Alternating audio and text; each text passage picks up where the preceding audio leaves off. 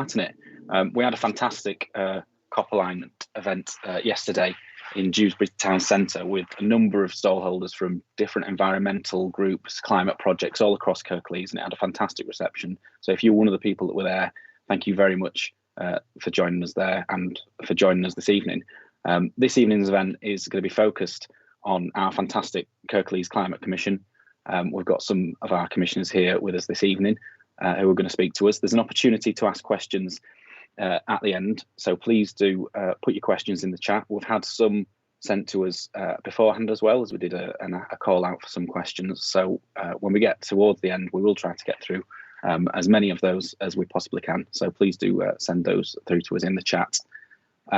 With us this evening, we've got myself. I'm Councillor Will Simpson. I'm the Cabinet Member for Culture and Greener Kirklees on Kirklees Council, and I'm the Vice Chair of our Kirklees Climate Commission. We've got Catherine Armitage, who's our Service Director for Climate Change and Environmental Strategy at Kirklees Council. We've got Professor Peter Roberts, who's our fantastic Chair of the Kirklees Climate Commission. He's going to be speaking to us.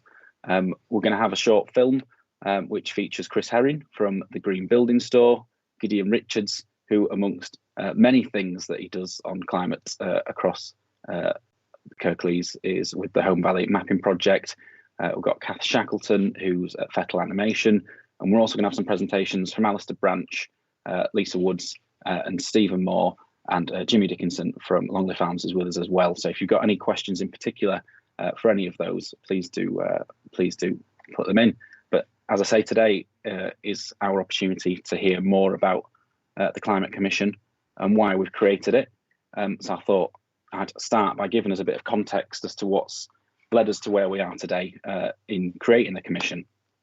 So Kirklees has been a council we have been concerned about climate for a number of years. In 2010, our then cabinet set a 40% target for carbon reduction between 2010 and 2020. We're really pleased that by the end of 2020, we actually achieved a 53.5% reduction in our climate emissions, which is of course fantastic against that target. But we now know that we need something much more ambitious and that things are only going to get more difficult as we go forward. So we now, after having declared our climate emergency in 2019, have a much more ambitious target of being carbon neutral by 2038. And with that, as I say, obviously the journey only becomes much more challenging. And it's not just the council that can do it. We can't do it alone. We need all of our communities, the private sector, the voluntary sector to pull together and deliver that together. So in the last year, since our climate emergency declaration, as a council, on our part, we've made a £1 million investment in our own fleet to convert electric and low emission equivalents in our own fleet. And we're rolling out a scheme to encourage active travel as well. We've switched our energy so that we now get all of the council buildings and schools energy from 100% renewable tariffs, and that's expected to reduce the district's carbon usage by about 17,250 tonnes, which I'm told is enough to fill 3,450 hot air balloons with CO2, although I don't think you'd fly very far if you were doing it with CO2.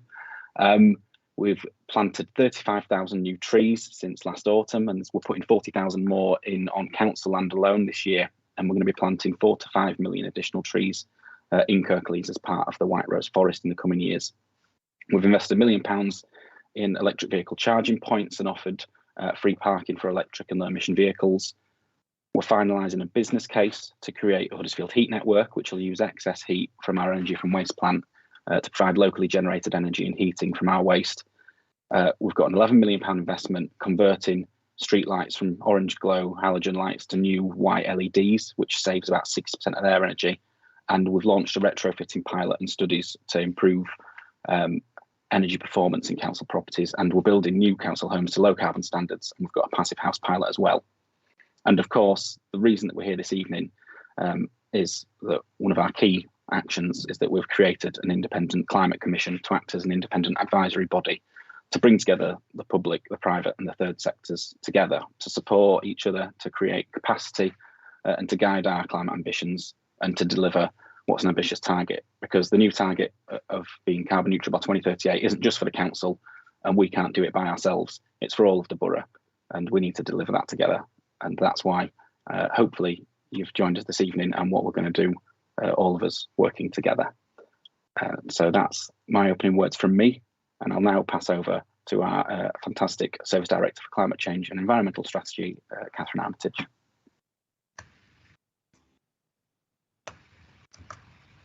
Good evening, everyone. I'm Catherine Armitage and I'm the Service Director for Climate Change and Environmental Strategy at Kirklees Council. I've been asked to tell you a little bit about myself and why the Commission is key to our ambition. So by way of introduction and a little bit of background, I'm relatively new to post and the post is new too. I've been here at Kirklees for around 2 months now. Prior to working here, I worked for the environmental charity Keep Britain Tidy, where I was their Chief Operating Officer. Before that, I spent around 20 years working predominantly in local government across a range of environmental and sustainability services, including, of course, climate change. That's also where my academic background lies in environmental sciences and where my passion for addressing the climate emergency began many years ago. It was Kirklees' climate ambition and the fantastic work that's just been outlined by Councillor Simpson that attracted me to this post. I could see there were really strong foundations to build on and an exciting vision to deliver and to get stuck into.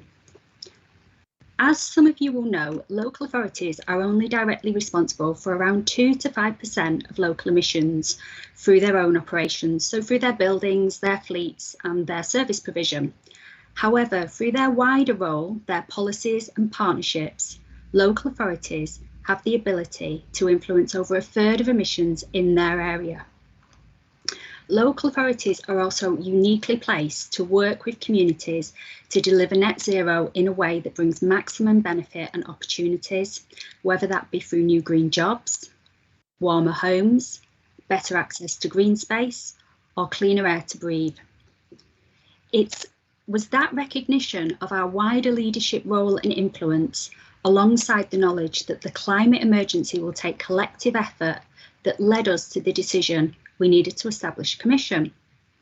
Although we facilitated the commission being set up, it is now a completely independent body, which I'm sure Peter will explain in more detail later on. We know that if we're to address all of the emissions in Kirklees, not just the ones within our direct control or influence, we need to engage a whole host of organisations, individuals, and really importantly, our communities. The Commission is one of the ways we're doing this. The Commission brings together representatives from across the public, private, and third sectors. This helps us to increase our engagement, helps support debate, strengthens our evidence base, particularly as we're so fortunate to have lots of specialists on the Commission who you'll be hearing from later that bring technical expertise with them. And really importantly, it helps us to build the capacity we're going to need for the delivery of a net zero Kirklees. We know that if we want to deliver net zero and become a healthier, happier, more prosperous and more inclusive Kirklees, we need to do that together through partnerships and innovative structures like the Commission. Thanks, and I think it's over to Peter. Thank you, Catherine, and Will, and good evening, everyone, and welcome to the official launch of the Kirklees Climate Commission. For me, today is a really appropriate day for this launch.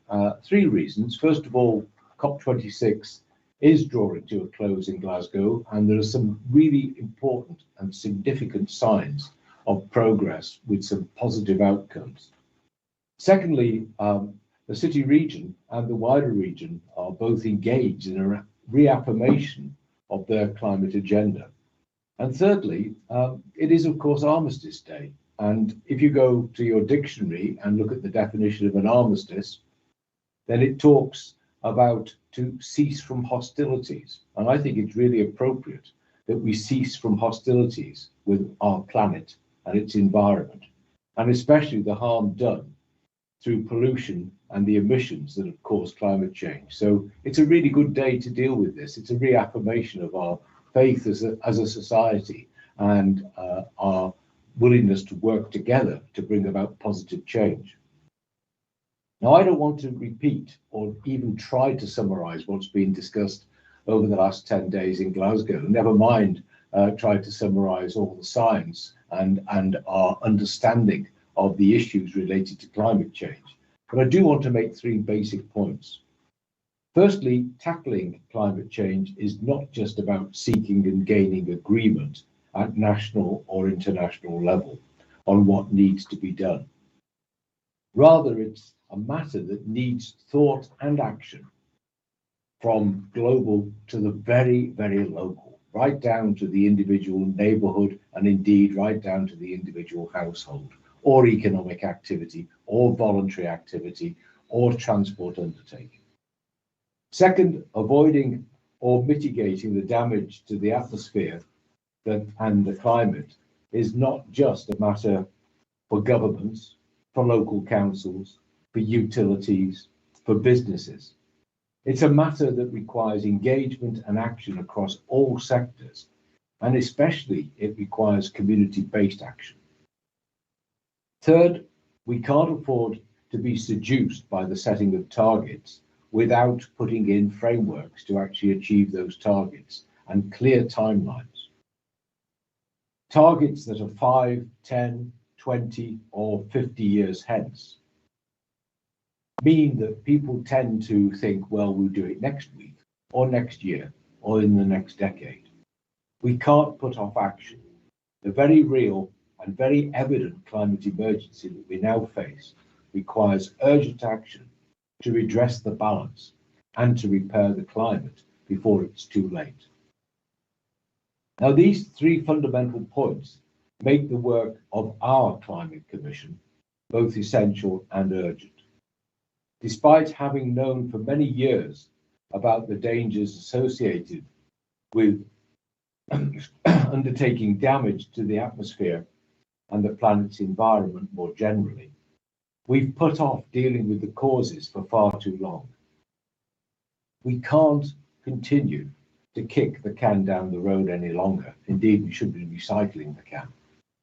Even if we started today to repair the damage done over the past 200 plus years, it will still take decades to reverse climate change. And in addition, and it's often forgotten, but in addition, we need to deal with some of the associated issues, the consequential issues that come with climate change, especially damage to the natural environment, to habitat, and to the consequences through species loss. I, for one, because people ask me, why am I doing this? I, for one, don't want to leave this world any worse than when I was born.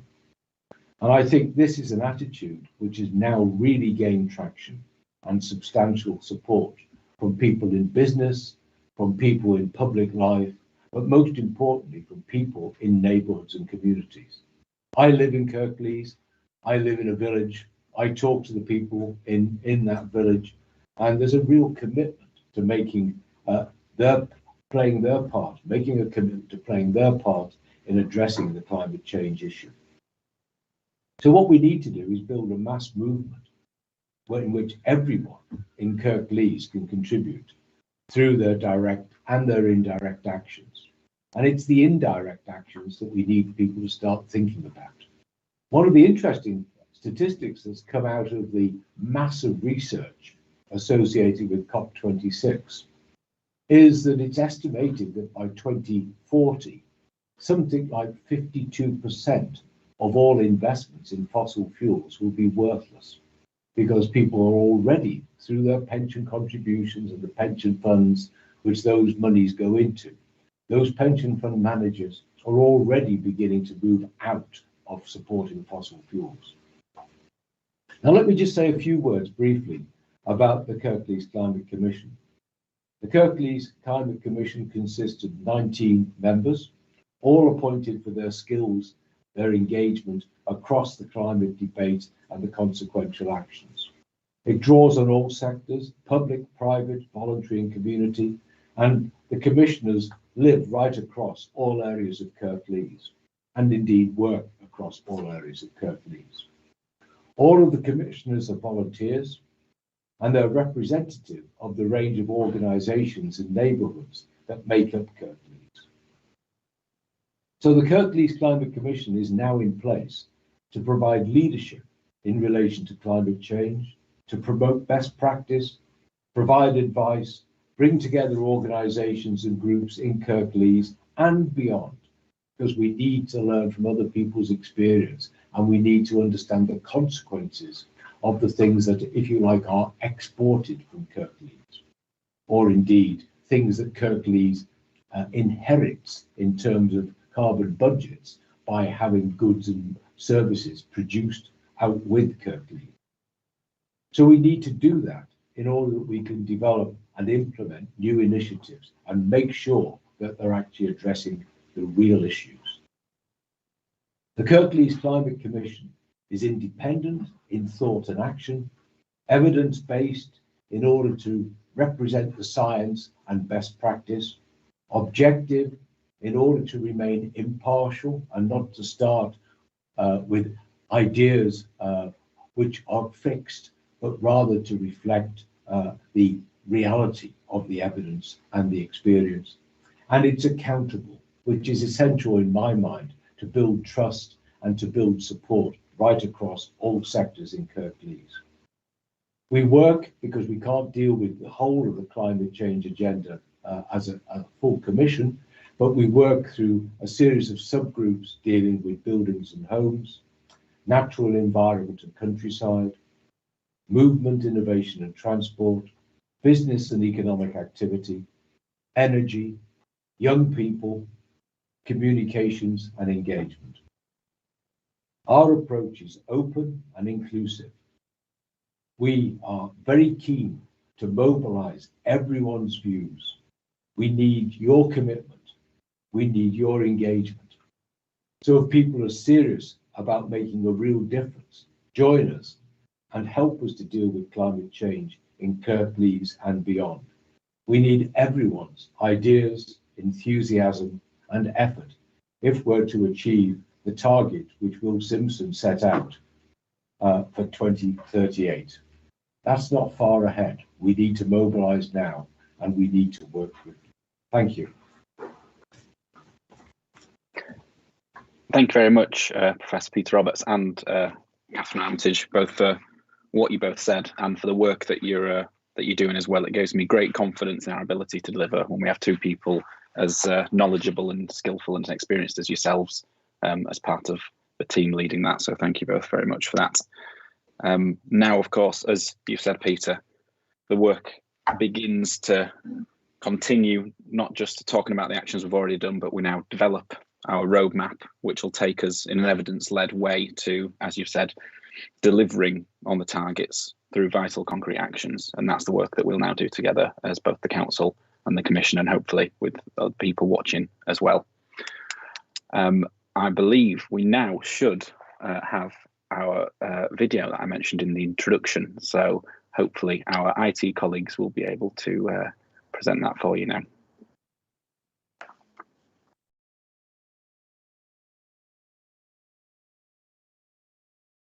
I've been interested and passionate about environmental issues since my late teens. In fact, my father introduced me to the whole idea, and it's really threaded through my life, both taking action and really informed everything I've done since then.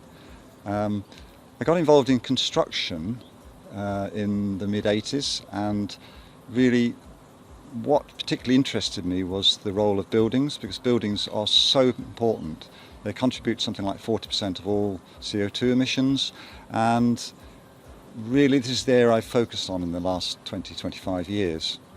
We set up Green Building Store in 1995, and I've run the company with my business partner ever since.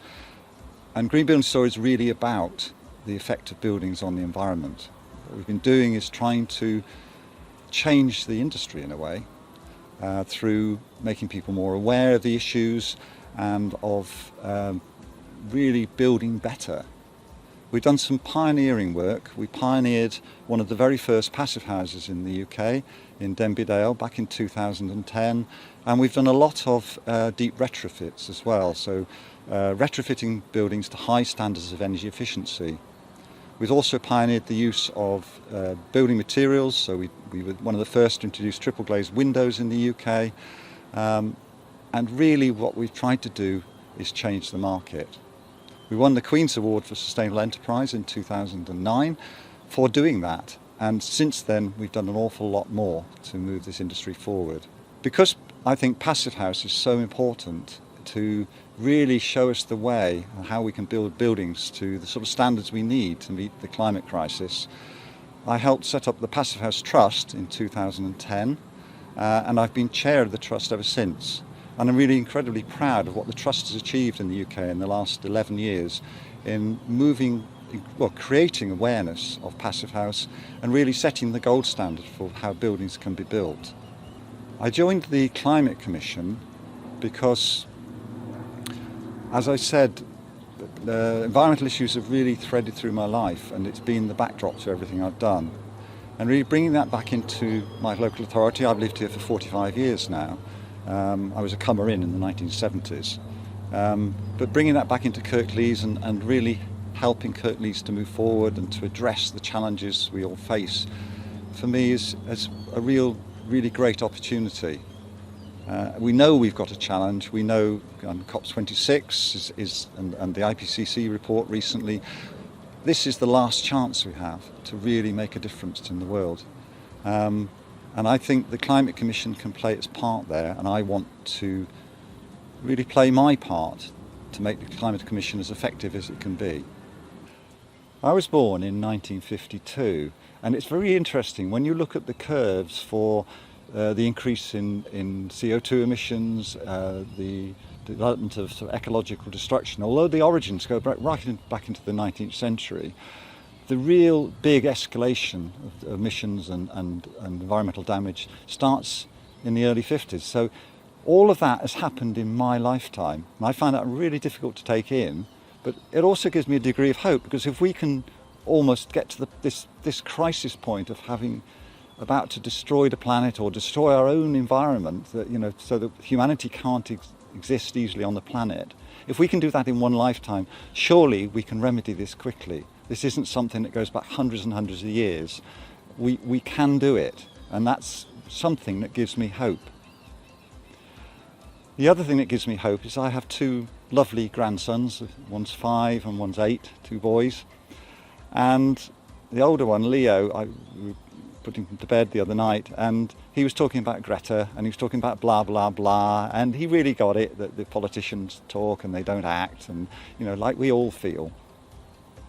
But I think for me, I find it hard at times to have hope. When I look at the science, I look at what's going on. We know it's hard. We know what the science is telling us. We know that this is an absolutely critical point for humanity and for a lot of other species on Earth. And yet we can't live like that. We have to live with hope. And really looking at future generations, we cannot give up. We have to fight. We have to get on with it. We have to do everything we can. And for me, that's what I want to do for the rest of my years on Earth, is do what I can while I can. And I always bear in mind looking into the eyes of my grandsons when they're old and saying, well, I did what I could at least.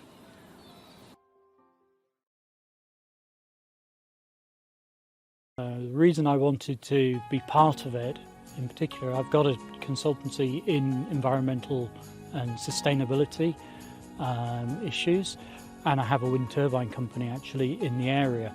But my real passion is to make sure that everyone can engage in this in the community.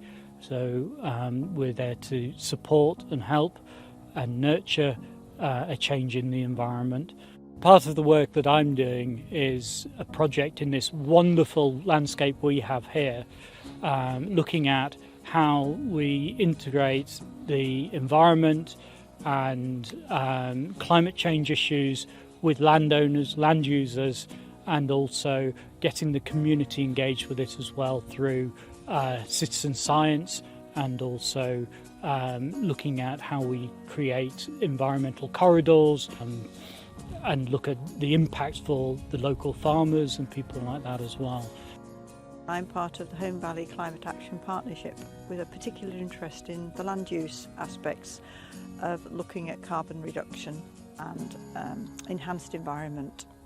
With funding both from the Bright Green Community Trust and the Home Valley Parish Council, we looked at forming a strategy to engage landowners to look at ways that we could mitigate climate change and improve the environment. We have 3 landowners who've stepped forward to help us with this project, who are going to map their own land and then engage with their neighbours so that we have a better outline of the land use and the different ownerships in the Home Valley. The project we're working on at the moment is to use a database and also to GIS map the whole of the area of the Home Valley, and also then to look at ways that we can help with improving the landscape in terms of the environment, and also look at the impacts that we're likely to have from climate change as it goes forward.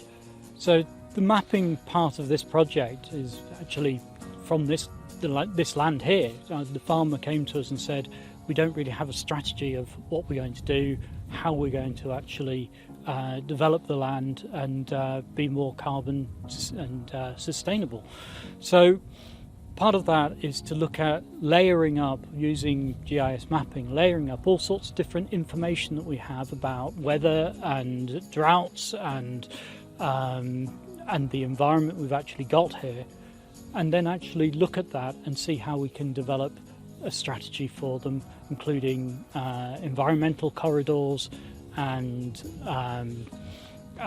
looking at the way we can improve the land and generally sort of help to improve the situation we have in the local community.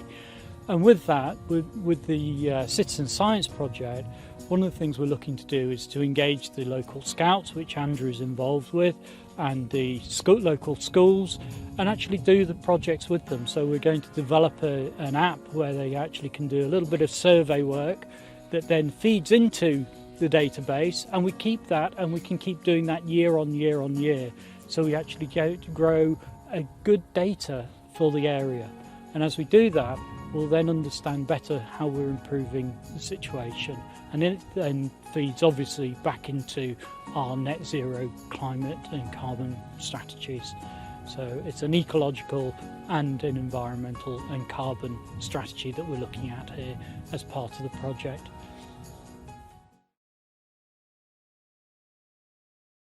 I'm really excited about being part of the Kirklees Climate Commission. It's a new opportunity for me to get involved in trying to find solutions to some of the most important issues of our time. I'm an animation producer. I make creative marketing materials that help people to think about things in different ways. So I feel very much that what I do can be part of things. I also used to be Kirklees' Senior Arts Development Officer many years ago, and there's lots of people in the creative sector with passion for addressing climate issues and coming together and involving different people creatively in coming up with ideas and solutions. But being based in Marsden, it's an area that certainly sees its fair share of climate. And in the 20 years that I've lived here, we've had our share of fire on the hills and floods. The hills around are the lungs of our area, and we need to really do all that we can to protect and save the moorlands and to help to capture carbon in the environment. Also in Marsden, we're very dependent on the trains and on public transport for our quality of life, and I'm very keen to make sure that there's more and more options available for people to be getting out and about without using cars and private transport. I think it's really easy to feel overwhelmed by the scale of the problems that are out there, and what can you do as an individual. Sometimes I wish I were a politician, sometimes I wish I was a scientist, sometimes I wish I was an inventor, but I'm not. I'm an ordinary person, and what can I do to help to make a difference? And with the Kirklees Climate Commission, we come together as a group of people, all from different backgrounds, to work out solutions together for what we can do. So it's going to take some radical thinking to come up with new ideas and new solutions. We're all going to have to do things differently. We can't do the same as we've always done and expect to get what we've always got. Sometimes I wish I was part of Extinction Rebellion and I could lie down in the street and protest. But for me, running a small business in the area that I am, I have to find other ways of doing things. I joined the government's SME Climate Hub website and doing what I can to make our business and our company greener, looking at the energy that we use, the way that we do things. I'm a vegetarian. I haven't eaten meat for a very long time, and I feel that's very, very important for me, although I don't push that on other people. But I do think that there's ways that other people thinking about what they eat and what they consume can make a difference on the planet. I'm involved in a community greengrocery cooperative here, which is great. I used to have to travel a lot for my work, and now I do all those things sat at my desk through Zoom. So it's given me more time to get involved in things in my community, which really matters to me, and is making a difference to my well-being, to my mental health. And I think, if nothing else, the Climate Commission helps me to feel that I'm doing something, that I didn't sit back and do nothing. I came together with other people and tried to find some answers, and I will be able to tell my daughter and hopefully her children that I did something to help make a difference.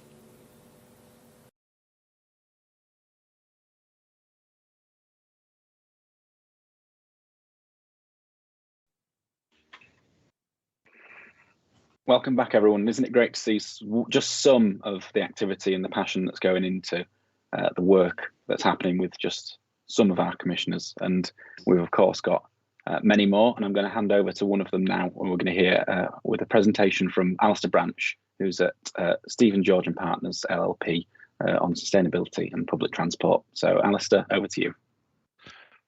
Thank you, Councillor Simpson.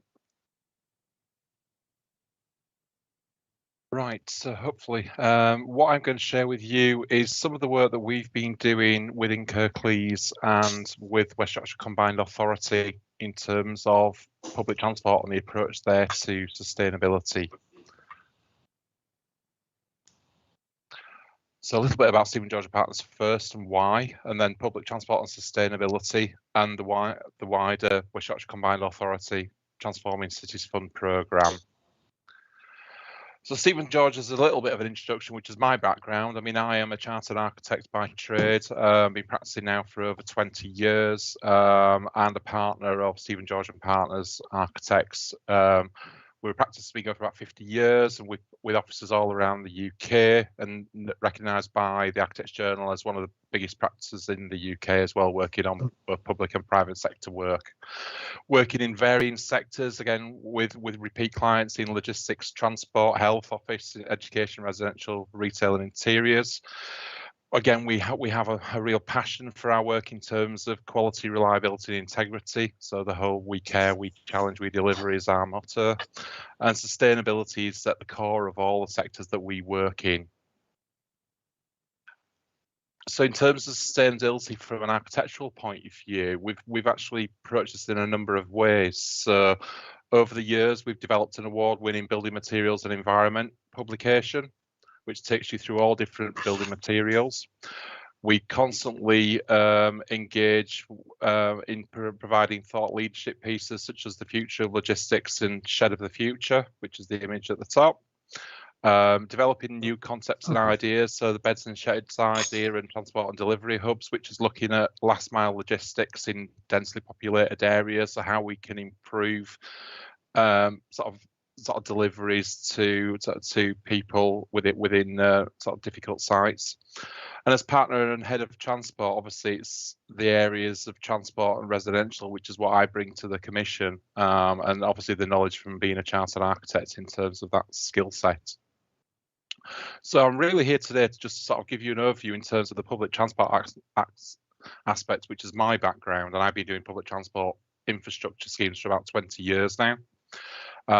So why is sustainability important to public transport? Obviously, the key thing is about encouraging modal shift from private vehicles to public transport.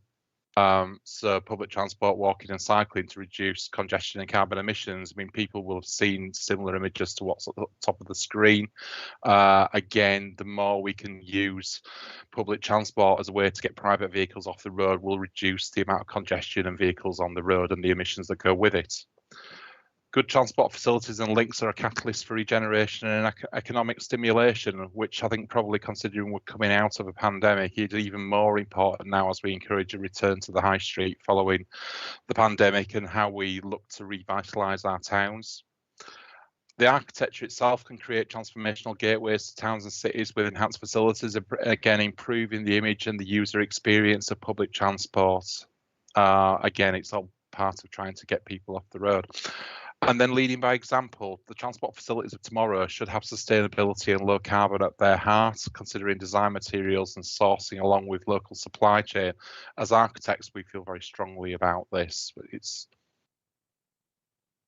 So what is the sort of the TCF program? So TCF stands for Transforming Cities Fund, and it was a government-wide program to provide funding to support key transport initiatives around the country. And that within the region is supporting key rail and bus hub infrastructure improvements within West Yorkshire. As a practice, we are delivering the next generation of passenger facilities for the Combined Authority in the new bus station at Halifax, which is the first of their new facilities with a real focus on sustainability, biodiversity and energy saving. We're also leading the design delivery of other key transport nodes in West Yorkshire, including Halifax Station Gateway, Bradford Foster Square and Selby Station. But of particular importance to my area, obviously I've been a Huddersfield resident for my entire life, living in Kirklees. The schemes that are important to Kirklees are the projects that are looking to revitalise Huddersfield, Dewsbury and Hetmore White facilities. And from the Combined Authorities perspective, obviously there's a number of initiatives they're sort of trying to drive through with that. Each of the schemes, there are key design considerations within the projects, looking at the obviously quality of the environment, improving accessibility and inclusion, low carbon technologies and material specifications, so looking at materials that are sustainably sourced, that are local, and so obviously with that making sure there's low embodied carbon. Looking at energy generation and building systems which reduce wider energy consumption across all the facilities. The gateway architecture has been considered. Again, it is part of the fund is the Transforming Cities Fund, so providing a gateway which improves that arrival experience for users, the facilities for passengers, and obviously support wider town centre regeneration. For instance, the Huddersfield bus station regeneration scheme and Canopy Gateway fits as part of the wider Huddersfield blueprint, and obviously that there's been extensive stakeholder and user consultation as part of that development. Passenger safety and inclusion and capacity are also key important drivers as part of each of these facility upgrades. So very briefly, just to sort of conclude on, just in terms of each of the schemes, to give you a little bit more detail. On the Huddersfield bus station scheme, the Combined Authority are proposing a series of enhancements, which include a comprehensive concourse refurbishment and upgrade, so all facilities and systems, provision of changing places facilities, enhancement to the Henry Street concourse to improve capacity and its appearance, upgrading shop fronts internally and externally, enhancing lighting building systems, providing a PV deck to contribute to the building energy consumption, safety improvements along Henry Street and the relocated coach stands, biodiversity enhancements throughout the site, both in terms of the bus area and actually with the green roof to the new canopy, and the provision of the canopy gateway structure to Macaulay Square to basically provide a real gateway to the bus station and an arrival point from the town centre. At Dewsbury, it is very similar, but on just a slightly different footprint. So again, the Dewsbury is focusing on, again, a comprehensive refurbishment and transformational changes within the concourse building. Again, there's a building with quite an industrial aesthetic at the moment. The idea is to look at the provision of a lot more natural light through sort of a glazed atria to improve that, again, that arrival experience and natural lighting to minimise the use of artificial lighting. Provision of, again, changing places of facilities and enhancements on lighting, building system, PVs, etc. Safety improvements by rearranging some of the stands to improve access and egress to them, and a lot of biodiversity enhancements through the likes of green roofs and significant landscape planting at Dewsbury on all edges, in particular the sort of the Oldham's Road edge, which improves that visual connection with the bus station as you pass through the town. And finally, just to complete on the Hetman White scheme, so at the moment, this is a transformation of an existing island, a landscaped island, which has a series of bus shelters around it.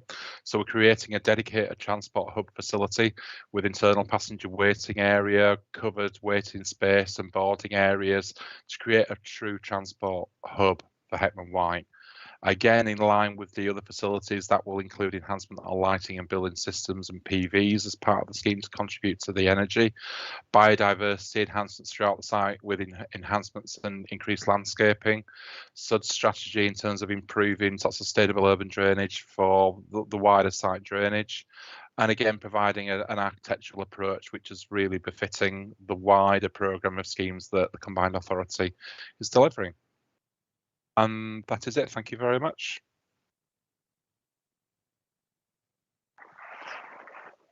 Thank you very much, Alistair, for talking through all of that. It's all really interesting and really important work, and we really appreciate your contribution to the Commission. Thank you. No worries at all. Next up, we've got a presentation from Lisa Woods, who is the Head of Geography at Upper Batley High School, who's going to talk about engaging with young people. So I'll hand over to you, Lisa.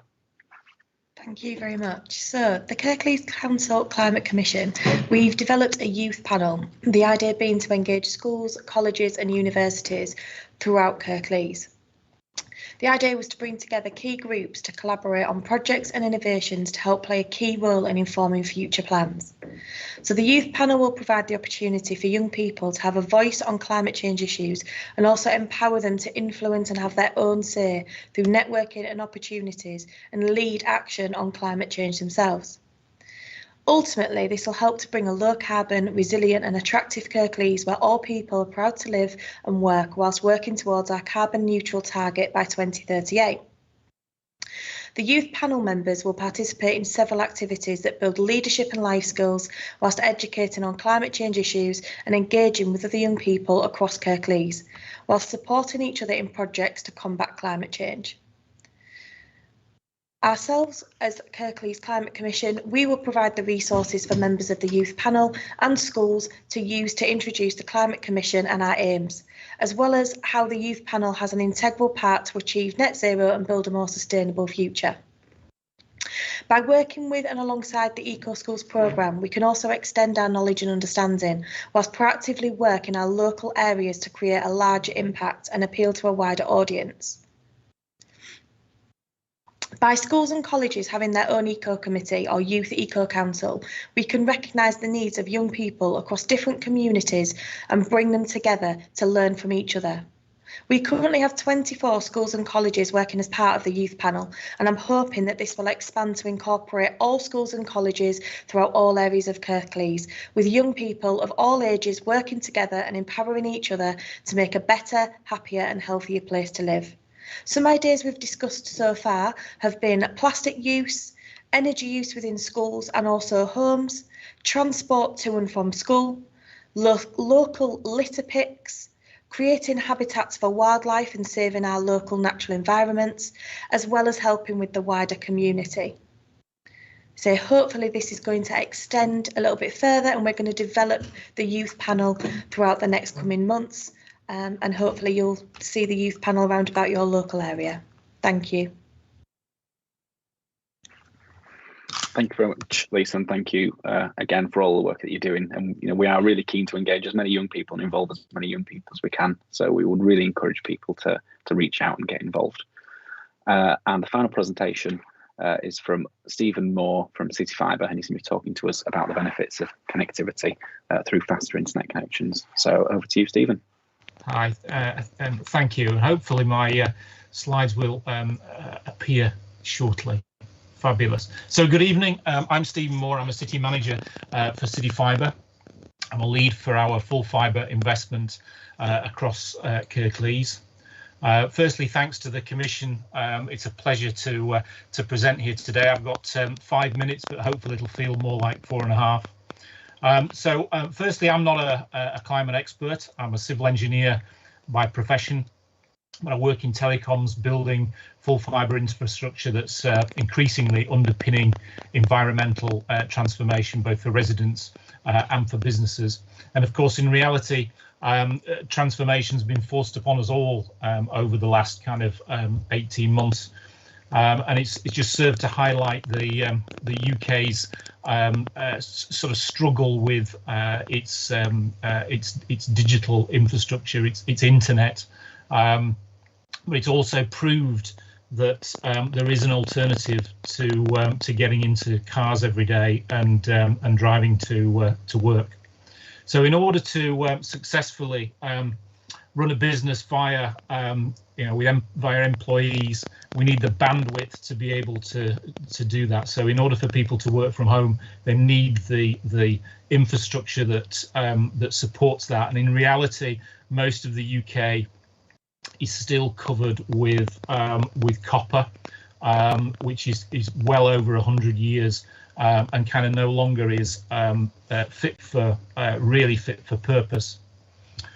So CityFibre is the largest alternative provider of full fibre in the UK, and what full fibre is, as we know it, because there is a lot of sort of jargon around in the UK, is it is fibre optic cable from an exchange all the way through to a home and somebody's business. So there is no copper in the network, there is no electricity between the exchange and through home. Everything is delivered by light over that full distance.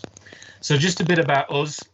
We're funded to 4 billion and we are programmed to connect 8 million premises across the UK, which is in the region of 30% of the UK's telecoms needs.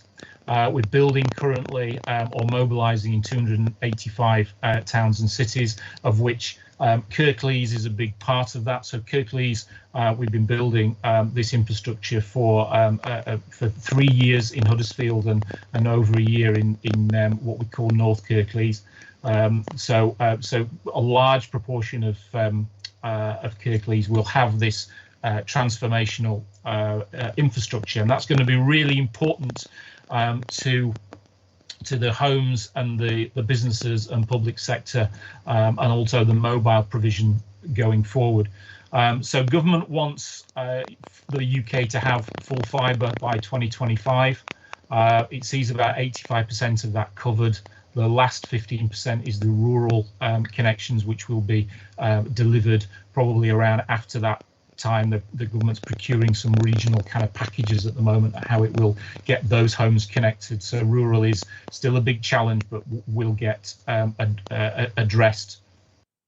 And the way we build, so we build entire cities and towns. We draw a boundary around those towns, as you can see in the image here, the bottom right. We draw a boundary around it, and then we invest and connect all those homes and all those businesses within that geographical area.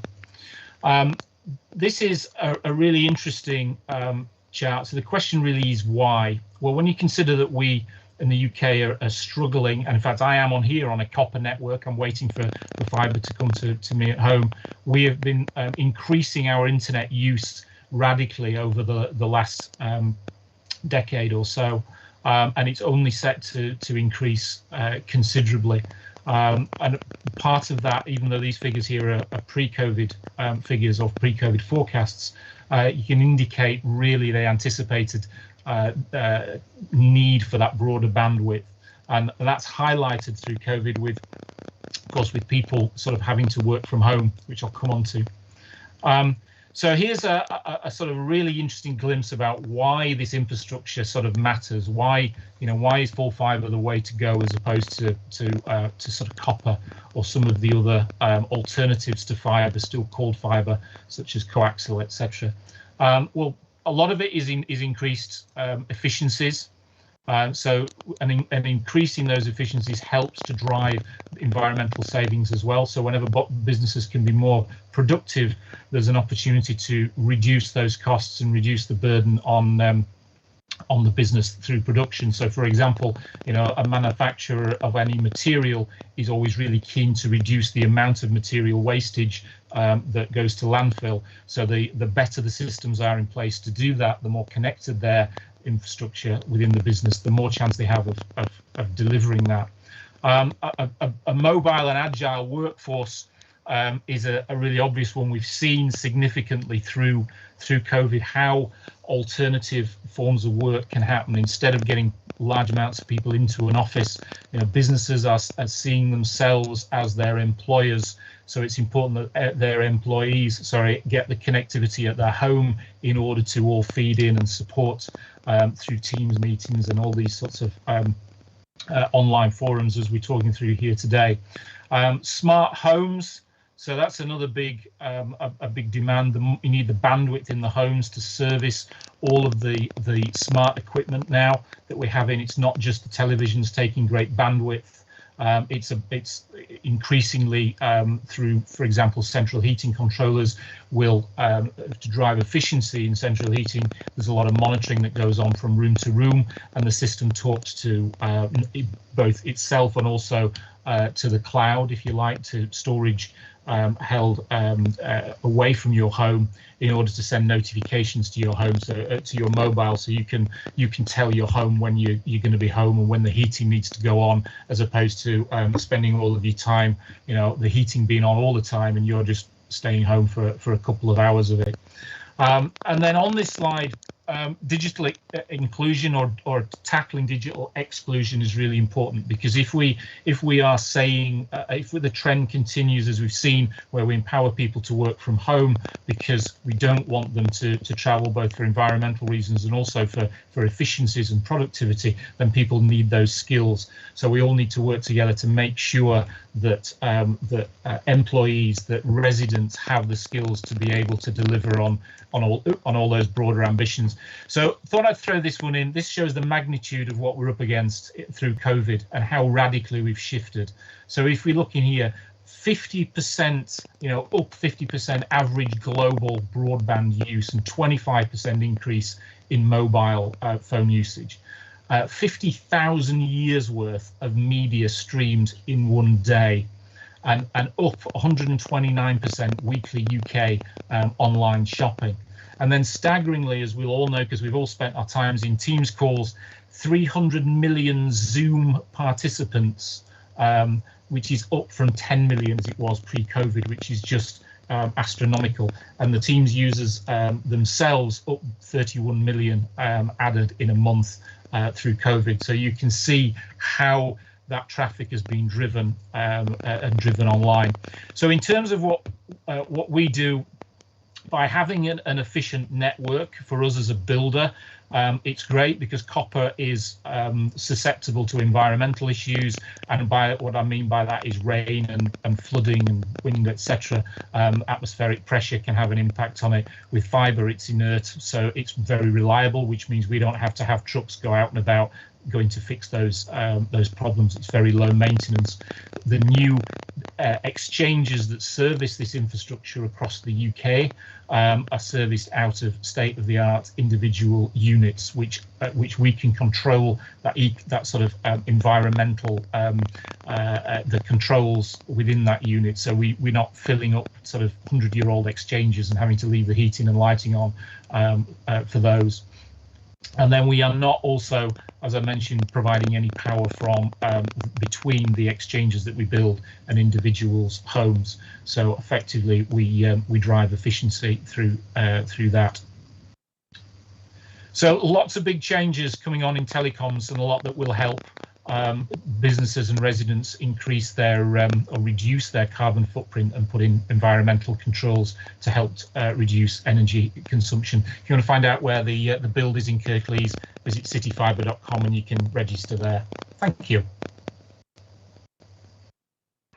Thank you very much, Stephen, and thank you to everyone who's spoken and presented thus far. It's been really interesting, and I hope people watching will agree. But that now brings us on to the questions and answers section. We've got about 20 minutes, I believe. So our first one is, and I'll direct this to yourself, Professor Peter Roberts, if that's okay. It's a question from a resident asking, how do residents, organisations or businesses who are working to educate or promote sustainability apply to be part of the Climate Commission? So effectively, obviously, we've already got some climate commissioners, but can people still get involved, Peter? Yes, they can, certainly. Very much welcome people's engagements and involvement. I mentioned in my initial remarks the fact that we've got 7 working groups, 7 subgroups of the Commission, and those groups do have commissioners sitting on the groups, but there's real scope for people to become directly engaged in those groups through membership of the group. And we really welcome people inputting their skills, experience, knowledge and understanding into the groups so that we can actually make sure that we've got the best possible use of those skills and experience. But also we need people to carry messages. We need people to act as the link between, for example, a subgroup on in business and economic activity and individual businesses. We need people who are involved in, for example, the natural environment and countryside to actually act as carriers of messages and information between the Commission and those groups. We also have one of our subgroups is about communications and engagement. And that the aim of having that group is to make sure that we open the Commission up to the organisations and individuals in Kirklees who've got a vested interest, which is everybody. Everybody's got a vested interest in this topic. So I think what we need to do absolutely front and centre as a Commission is to say that we are in listening mode. I quite like the old Yorkshire thing about God gave you 1 mouth, 2 ears, 2 eyes, use them in that proportion. And we as a Commission need to listen and look at what goes on in Kirklees and elsewhere, nationally, globally, so that we can actually transform what we've got in Kirklees into something which we're really proud of. So, yep, you're very welcoming, and you're very, very encouraged that people do want to get engaged. And we welcome you with open arms, because we cannot do this with 19 commissioners plus the secretariat and the support centrally. This has to involve everybody and all organisations, businesses and groups. Absolutely, Peter. Thank you for that. The next question is for Kirklees. What is the largest source of emissions, and how can we tackle this? Now, as Kirklees Council, we have commissioned and funded a detailed and expert-led study by the University of Leeds into our emissions and where they come from, and we want that to help us inform our roadmap about how we get to the targets. The commissioners have had a draft of that shared with them. Gideon, would you feel comfortable speaking to that question a little bit? Yeah, certainly. So our emissions basically split into 4 key sectors, so to speak. So domestic is our biggest one, about 44%, and then it comes down to transport, which is about 31%, so a big chunk to go out, and then down to the public and commercial, which is 18%, and then industry at about 7%. So if you look at them in that perspective, then the big ones to go at as housing in particular is often the way. A lot of our houses are not great in terms of energy efficiency, and I'm sure our buildings group will actually be picking up on a lot of those issues. But it's also encouraging for the future to have new build done that is very efficient as well. And that's where we'll work with builders to hopefully encourage them to make better buildings from it. But the real thing we can all do is to actually look at our own homes and look at how we can make them a bit more energy efficient, and to work on that side of it. So that's the first of the big ones, and there are some easy wins on that, and we're looking at developing some actions for people to help with that. Thank you very much, Gideon, for that flavour of what we've got in the study and the roadmap. And as you allude to, we'll have a lot more to say on that as we continue to do the work and publish the next steps. So yeah, thank you very much for that, Gideon. I think we have a question that leads on on from that quite nicely. So if I may, and this one's directed straight to you, Peter, so if I can come back to yourself. The question is, as the chair of the Climate Commission, what do you feel are the most urgent policy interventions needed by central and local government to help meet district-wide emissions? Okay, well, Gideon's given the game away to a certain extent, in that one of the most important interventions is in the home, in the domestic scene. I think Gideon said that really we ought to see a massive improvement in terms of the building regulations so that no new home is built which adds to the carbon burden. I mean, that is just shooting yourself in the foot, if I can mix my metaphors, to actually continue to build homes which are not carbon neutral, or indeed homes which could actually act as mini power stations in neighbourhoods and relieve many of the burdens associated with climate change.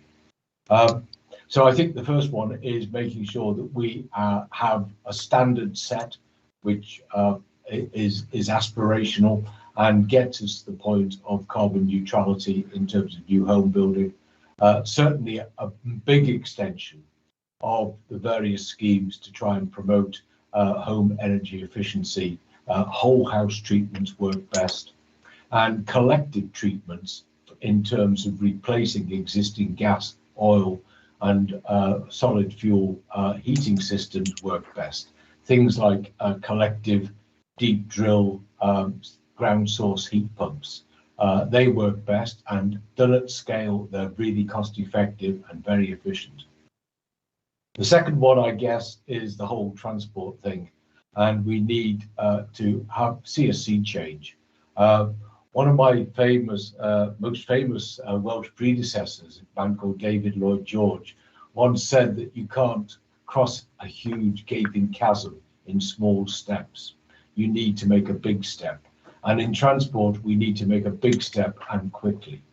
We need to stop using modes of transport which continue not only to add to the climate change challenge, but also actively pollute the atmosphere and create ill health. So we do need real support to roll out alternative modes of transport which actually reduce the dependence on the personal, individual, internal combustion engine driven vehicles. And the third one, I think, is about countryside management and about natural environment management. And for my money, this is something where, again, nationally and locally, we can take a lead.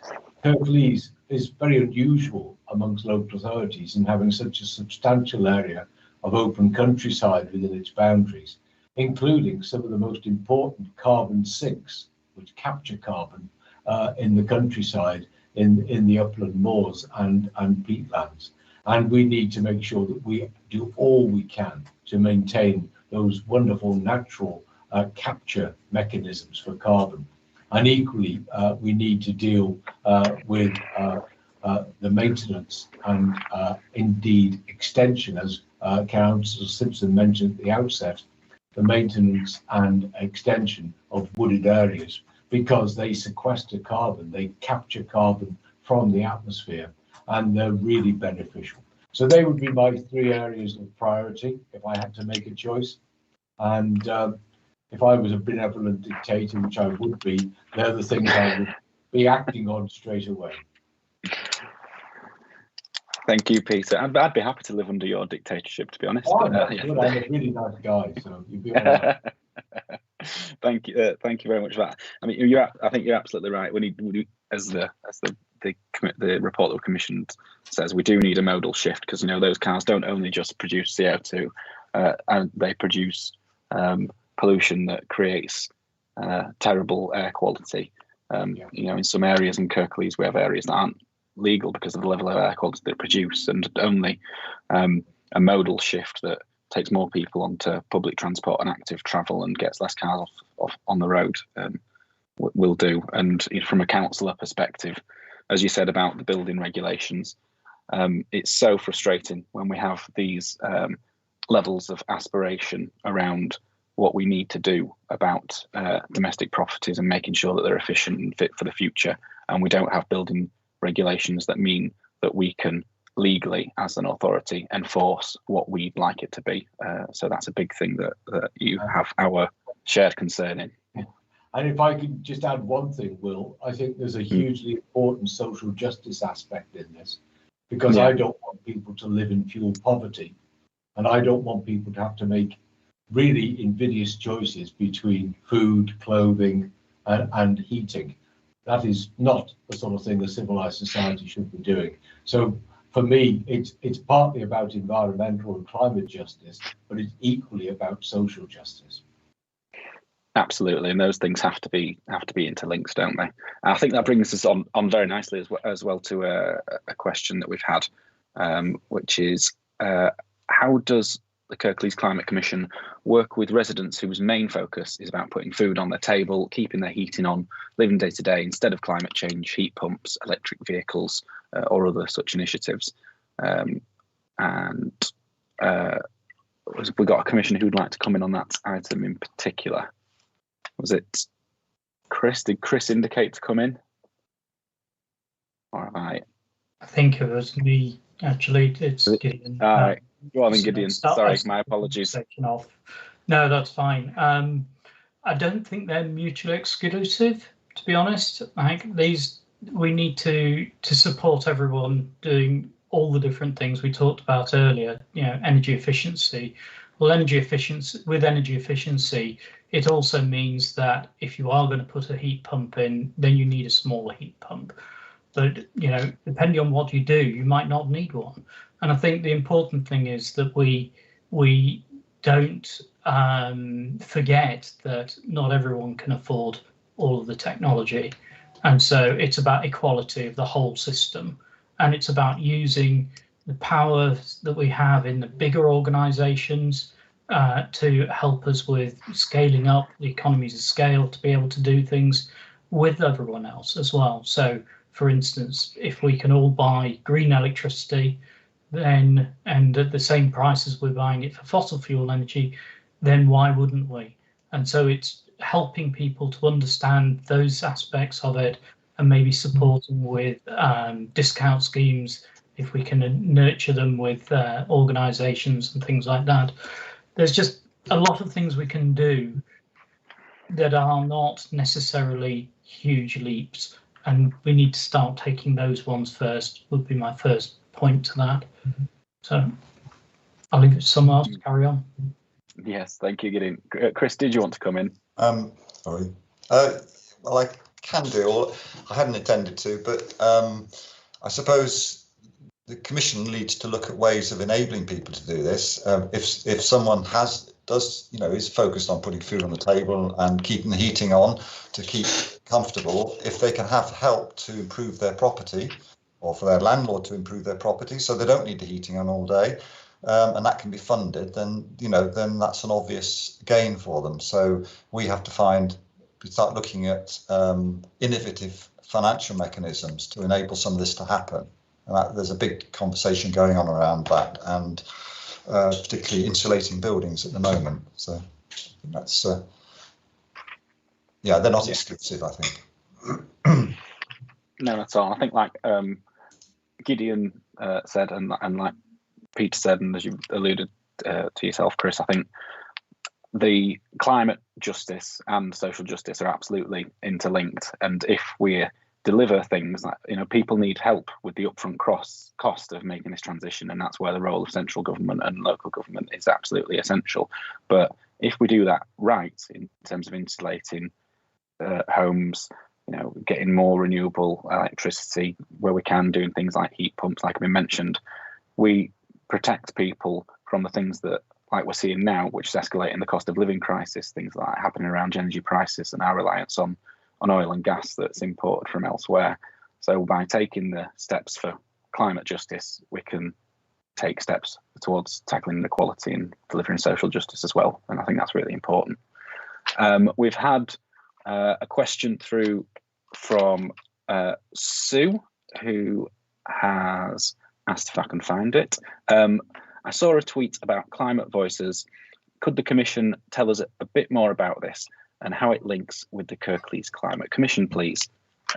Chris, was that one for yourself? I can do. Well, yeah. Climate Voices is an initiative. It's been done in a bit of a rush because some of you may know that there is a global assembly as part of COP26. This global assembly is basically taking, I think it's 100 people from around the world. 70% of those are living on less than $10 a day, so it's not biased towards the developed world. The idea is to get representation across the world by asking people to join that commission, and the deliberations of that will come out in January, I believe, going to be published in January. But as part of that process, the Global Assembly is calling on people to have community or local assemblies, various ways of doing that, 3-hour assemblies or 8-hour assemblies, to sort of feed into that process. Now, we just became aware of this very recently. So myself and Tom Taylor, who is another commissioner, and 2 other colleagues who are not commissioners but are supporting this, have set up a small steering group to try and get this process going in Kirklees, and to really the idea is to enable people to talk about climate change and not just, if you like, the usual suspects, the sort of activists who are already, well versed, but to engage more people. And we're working really hard in various areas of Kirklees to engage, including in North Kirklees, talking to some of the imams and so on. So to really spread this. The events will be on the 20th, so I'm going to just make sure I give this right, the 29th and 30th of November. They will be 2.5-hour sessions, and what we'll be asking people to do is get together in small groups, so physically meet and then feed in via Zoom to a centralised sort of pulling the ideas together. A little difficult to give a summary in a very short period. It is a fringe activity of the Commission in a way, and I suspect we will see a lot more of that going on, where commissioners actually go off or help to lead initiatives that are linked to the Commission. This has Commission support. So if you want to know more, you can email hello@climatevoices.org.uk. Or there is a Facebook page, and I can't give you the address, but if you Google Climate Voices Kirklees, or you'll bring it up, or if you search for Climate Voices Kirklees in Facebook, you'll bring that page up, and that has more information. I think that's probably enough. Please do get involved, and there's information on the Facebook page, particularly sort of explaining more about this. Thank you very much, Chris. We've had one through from the Kirklees cycling campaign, making a comment that if every new car was electric, it'll take 15 to 20 years to replace every internal combustion engine car on the road now. Electric cars aren't the answer to our problems. I think I could give a brief response on that one.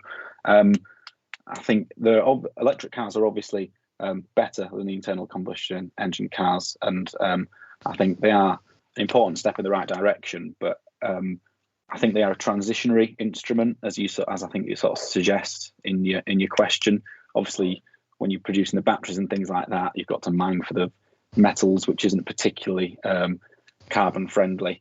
And what we need fundamentally, as we've sort of said earlier, is that modal shift to ensure that we meet those carbon and climate targets in the future. But I think it's a point well made. And we've got a question from Rob. If I can just find Rob's question. I'm very interested to know more about the proposal for 4 transport hubs for routes into Huddersfield.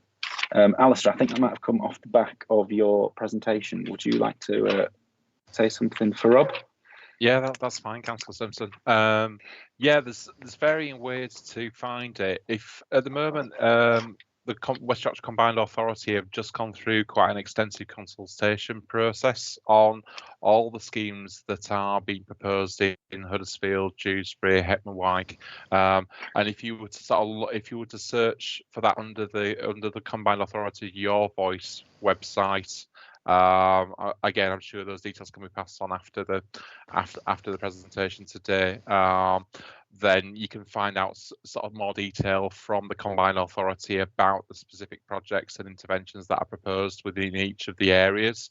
I mean, ultimately, the proposals for the bus stations are one component of a series of interventions that include obviously enhancements in terms of cycling, walking. The facility at Huddersfield bus station was looking to incorporate a cycle hub as part of the scheme, enhance connectivity and links between the bus and the railway station.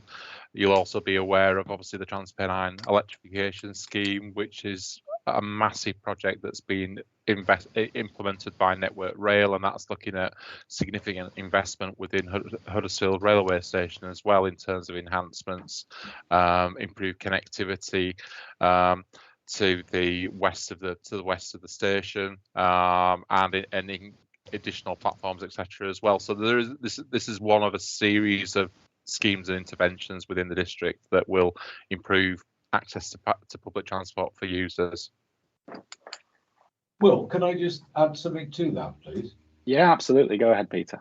I think, you know, I'm very keen to actually pinch other people's ideas that work, and I've, to my eternal shame, I've stopped doing it now. Absolutely stopped doing it. I did used to travel far too much, and one of the interesting features of not so much third world but intermediate societies is the idea of shared taxis, which are basically minibus size. The Sharoots in Israel and in Palestine, the public light buses in Hong Kong, the jeepneys in the Philippines. And these things go along, they're a bit like access buses, which tend to be restricted in our society to people who are vulnerable or have got some form of mobility impairment. But what we need to do maybe is to start thinking about non-internal combustion driven public light buses. So maybe Kirklees could innovate around that, working with the combined authority, and that would actually obviate the need. In cities where that's happened, you don't need a car because these things go pretty near to where your house is. So, you know, you can go from home to work, shops to work, and you can avoid having to pay either an exclusive higher taxi fee or having to walk miles from a bus stop. And we all know that the notional distance from a bus stop is 300 metres, but in reality, many people in Kirklees don't live 300 metres from a bus stop. So I think basically what we do is to maybe start innovating by using old ideas and repurposing them for a post-carbon Western society, and we can get to a better collective solution. So just, yeah, I just think we need to start fishing in everybody else's ponds. I'm unashamedly pinch other people's good ideas that work. Thank you, Peter. I think I might have missed Stephen off on the previous question. So, Stephen, do you want to come in now with about the cycling? Yeah, thank you. I think it's a really interesting debate as a question of transport multimodal, but I just thought I'd throw out some interesting points in context, because if you consider that most people in the UK work between 3 and 7 miles from home, and that's based on skills, so lower skilled people travel less to work than higher skilled. But if you then consider that 80% of the UK is a service sector, the UK is a service sector driven economy, so it's not necessarily producing something at a lathe, if we want to say it. So the principle of commuting to some degree is been manufactured because it's traditional for somebody to go from home to work. And if we want to see some savings, the obvious point is still the working from home, as we've seen, not for everybody, and a blend. So the question of commuting and whether or not you shift from one electric car to a combustion engine to whatever it is, although is important, it's also just part of that shift to say, do we need to make those journeys or not? You know, the idea of getting rid of every old car on the road to make new efficient ones also doesn't make sense, because you're wasting that that sort of material to create a new one. So I think there's a sensible compromise to be had, but I do think we need to have that radical shift in attitude towards moving from travelling and commuting for work as opposed to working from home. Yeah, I'm glad I brought you back in, Stephen. That's a very good point. Well made. Thank you. We've only got about a minute left, I think, and I'm aware that I haven't brought Jimmy in yet, but I can see that there's a question on the natural environment, and I believe he's on our natural environment subcommittee. So, Jimmy, if I can bring you in on this question, how importantly does the Kirklees Climate Commission view the work of organisations involved in the Our Future Landscapes project, which is seeking to boost the sequestration of carbon in the extensive peat moorland and river corridors of the Home and Colne valleys? Yeah, hello. I think I can split the answer to that. First of all, I can say that I am very interested in it. The Commission is yet to be educated on it. There's obviously, Kirklees Metropolitan Council is very much an urban-based, organisation, and a lot of the people involved in a lot of these things are more from an urban background. So I think at the moment where the Commission's looking, they're finding it quite easy to look at emissions and reducing emissions.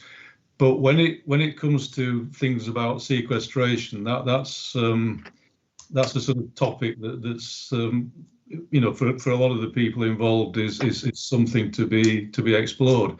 I think the Home Valley particularly has been well, it says the Home and the Colne valleys there, but the Home Valley, which is the one I know, has been very active in all of this through things like Home Firth Transition Town, River Home Connections, and the mapping project. There's clearly a huge amount of scope for carbon sequestration in this area, and as been said earlier, the point about having such a large amount of peatland. Some of this stuff's being held up at the moment because DEFRA is being very slow on coming up with policies.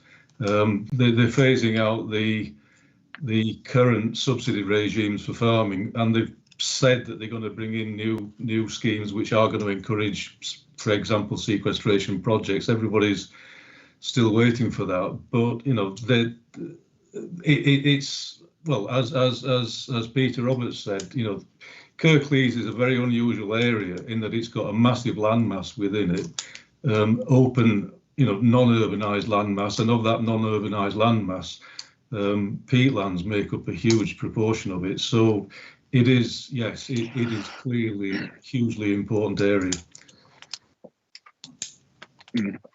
Absolutely, Jimmy. Thank you very much for that. And with regards to Our Future Landscapes in particular, they are a group that we work with as a council, and we want to do more. And I'm sure there's more that we can do as a commission as well to make sure that we continue to build on that. And as you say, do more in terms of those rural landscapes to make sure that, as well as we do the important steps that we've talked about in terms of reducing carbon emissions in a more urban areas, that we're taking those steps for sequestration in areas like our peatlands as well.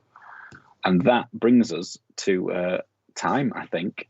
So I think that just leaves it for me to thank everyone who's part of this in this meeting, commissioners and colleagues. Thank you very much, and particularly to thank everyone and anyone who has been watching. I hope you found it helpful and interesting, and hopefully you'll be able to join us as we continue to go down this journey of building a more carbon neutral, sustainable Kirklees. So thank you very much for joining us.